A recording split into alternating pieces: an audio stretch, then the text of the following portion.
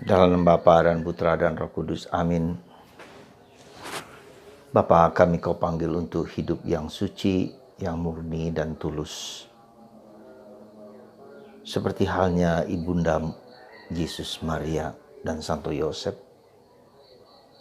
yang dengan ketulusan hati mau menjalankan kehendak Allah dengan sungguh-sungguh. Bantu kami ya Bapa untuk mengikuti sabda Yesus. Berbahagialah ya orang yang murni hatinya, karena mereka akan melihat Allah. Semoga hari demi hari kami Kau panggil untuk kehidupan yang lebih baik lagi. Terpujilah namamu kini dan sepanjang segala masa. Amin.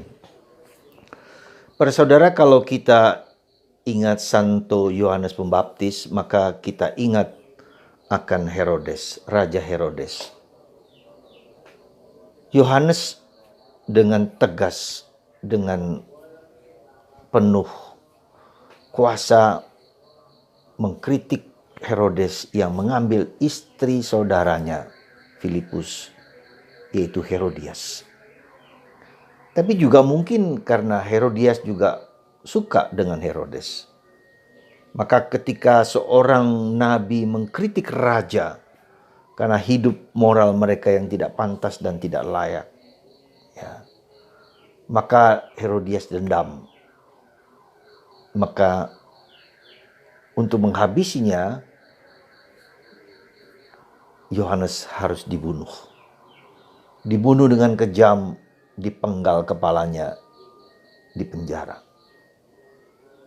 Dan kita lihat bagaimana sikap Herodes, orang yang tidak punya kepribadian, terombang-ambing, orang yang penuh nafsu, angkara murka. Karena keinginan-keinginan dan nafsunya, ia mau memberikan sebagian kekayaan dan kekuasaan dan kerajaannya kepada anak tiri dari anak tirinya, anak Herodias, yang menari dengan begitu indah di ulang tahun sang raja di hadapan para pembesar-pembesar. Dan dia bersumpah untuk itu. Betapa rendahnya dia harus mengorbankan sesuatu yang sangat berharga hanya untuk memuaskan kesenangan, memuaskan kesukaan mereka sendiri. Saudaraku terkasih dalam Kristus, mungkin banyak hal yang bisa kita pelajari dari tokoh-tokoh ini. Herodias, Herodes, Yohanes Pembaptis, dan bahkan Yesus sendiri, yang pada waktu itu sudah mulai terkenal dan orang mengira bahwa dia adalah nabi-nabi masa lalu yang tampil ke depan. Dan Yohanes mengatakan Yesus itu adalah Yohanes yang telah kupenggal kepalanya. Ya. Dalam bahasa kita adalah, kita melihat mungkin Yohanes adalah Yesus adalah penampakan Yohanes yang telah mati itu. Ya, Yesus adalah bangkitnya Yohanes yang telah mati, yang dibunuh oleh Herodes itu. Saudara, apa yang mau kita bisa renungkan dalam peristiwa, dalam kisah tentang Herodes dan Yohanes Pembaptis? Kita bisa belajar tentang karakter. Kita bisa belajar tentang nilai-nilai kehidupan. Kita bisa belajar tentang apa yang sesungguhnya kita cari. Dan apa sesungguhnya yang mendorong kita untuk hidup secara benar, hidup secara tulus, hidup secara suci. Ya, itulah. Kita belajar dari Yohanes, kita belajar dari Herodes. Hanya demi kepentingan dan kesenangannya, Herodes mengorbankan banyak hal. Nilai-nilai kemurnian, kesucian, ketulusan, kebaikan, ya, itulah yang harus dikejar dan menjadi karakter kita. Kita tidak mudah diombang-ambingkan oleh pengaruh godaan-godaan di sekitar kita yang menghendaki hanya untuk kesenangan. Kemarin saya melihat di YouTube tentang rumah yang seharga 7 triliun di Amerika. 7 triliun, bayangkan. Dengan begitu serakahnya di setiap tempat, ada kolam renang, Ya, ada kamar-kamar yang super lux, super hebat, super semua. 7 triliun rupiah. Ada yang bahkan di Jakarta ada yang 300 miliar.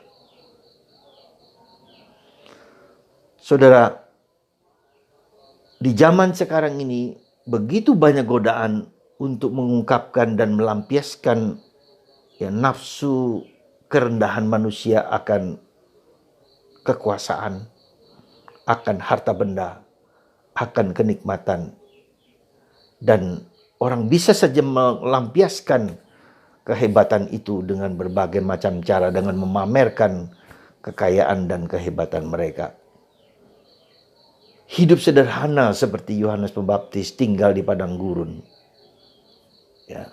Dan itulah dia menemukan nilai-nilai yang abadi, yang kekal, tidak kepada barang-barang yang hampir habis dan bisa habis, tetapi kepada suatu nilai yang kekal dan abadi, di mana di surga nilai-nilai itu tak akan lekang oleh waktu, oleh tempat, oleh keadaan, oleh situasi. Saudara, mari kita belajar untuk hidup sederhana. Kebahagiaan tidak kepada betapa banyaknya harta yang kita miliki, betapa hebatnya kuasa yang kita miliki, betapa dikdayanya hidup kita, bukan kepada itu semua. Di lain pihak ada juga di dalam YouTube tentang seorang anak muda umur 29 tahun yang bermain falas, bermain saham, dan bermain trading istilah sekarang ini. Dia dapat memiliki triliunan rupiah. Bukan untuk kepentingan sendiri, tetapi lebih-lebih untuk membantu orang lain, orang miskin, orang kecil, orang empat. Dia membantu global warming. Dia membantu orang supaya memperhatikan hutan tropis. Dia membantu segala lembaga-lembaga, yayasan-yayasan yang berjuang bergulat untuk memurnikan laut dari plastik. Dia mengatakan to earn is to give. Mendapatkan harta berarti memberikan kepada orang lain. Ini nilai yang jadi kita bisa melihat bahwa ada nilai-nilai yang sungguh-sungguh demi kebaikan orang lain. Ya, orang yang sangat muda ini tetapi mau membagikan kepada orang lain. Demikian juga banyak yang dilakukan oleh orang lain untuk orang lain. Itulah saudaraku terkasih, kita mencoba memperhatikan nilai-nilai apa yang saya perjuangkan dengan tulus dan ikhlas, dengan kejujuran. Tuhan bisa memakai orang-orang yang demikian itu, ya, demi kebaikan orang lain.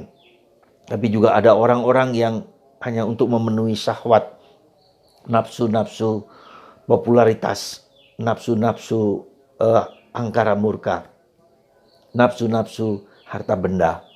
Dan kita bisa belajar, dan godaan itu begitu kuat dalam diri kita di zaman ini. Maka mari kita mohon rahmat kepada Tuhan supaya kita dimampukan untuk memilih nilai-nilai yang berharga seperti Yohanes, tidak seperti Herodes atau Herodias. Semoga Anda, saya, dan kita semua dikuatkan, diteguhkan untuk memiliki nilai-nilai yang berharga itu. Meski tidak mudah, meski mungkin nyawa kita harus menjadi tanggungan. Berani juga mengkritik, berani juga menunjukkan kehidupan yang benar di mata Tuhan. Semoga Anda dan saya berjuang terus untuk menyempurnakan nilai-nilai yang murni, yang baik di dalam kehidupan kita masing-masing, di dalam masyarakat kita.